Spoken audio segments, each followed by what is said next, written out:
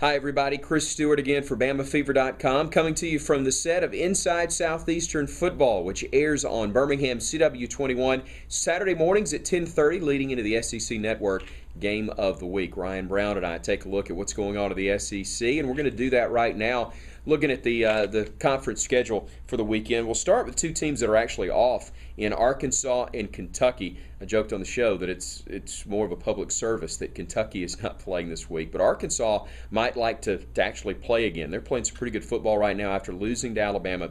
They put together back-to-back wins together, Texas A&M, and then getting an SEC victory a week ago against Auburn. So they're playing pretty well and starting to look like a top 10, top 15 team once again. So watch the Hogs as they get probably a needed off week, but some momentum as they'll go into the back half of conference play. South Carolina at Mississippi State is the SEC Network game that will air on CW21 starting at 11 o'clock is the airtime for pregame coverage on CW21. In Carolina, with a lot of chaos that's taken place this week, Stephen Garcia's dismissal.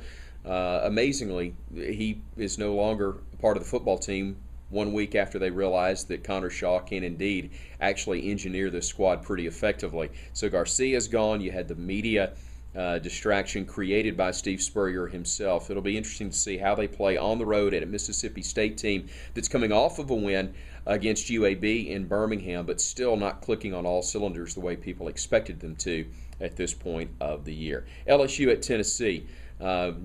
Even though it's in Knoxville, it's in Neyland Stadium. Tennessee a bit shorthanded at quarterback without Tyler Bray right now, and just not talented enough to play with LSU at this point, I don't believe. So Les Miles' team, unless they commit a number of turnovers and maybe some defensive opportunities to score points for Tennessee, I really don't see the Volunteers finding a way to get a victory in this one. Florida at Auburn. The Tigers coming off of their loss, Florida coming off of 2 straight losses. That's going to be a real interesting ball game. You're going to have a ton of guys probably at quarterback for both of these teams, as many as 3 guys working under center or out of the gun for Auburn, maybe as many as 4 taking snaps for the Gators. So it'll be real interesting to watch. Potentially low scoring.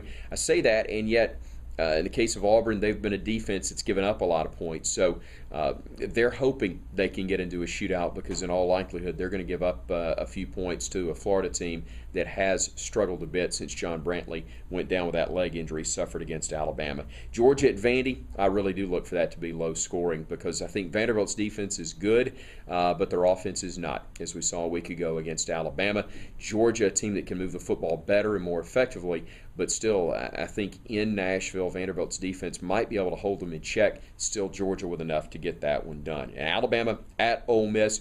The Tide can't really afford, I don't think, to play in the first half of this ball game the way they did a week ago against Vanderbilt, and that's why I think the Tide will come out of the gates quickly and try to play in the first 2 quarters the way they did in the third and the fourth against the Commodores and rolling to a 34-0 victory after leading just 7-0 with about a minute and a half to go in the first half of their contest in Tuscaloosa last week. Ole Miss has been a tough place for Alabama to get victories over the years, but they have been able to do so, and I don't think Saturday will be any different. Alabama, a heavy favorite in this game, and should indeed roll to its 7th win of the year. Hope you'll check back, and of course, while you're on the website, don't forget to do a little shopping, even if it's just window shopping right now. All of the fall and winter apparel starting to come in now on the website and in our 7 retail locations. Hope you'll drop by and visit in person when you can, but always come in and see us right here online. I'm Chris Stewart for Bama-Fever.com.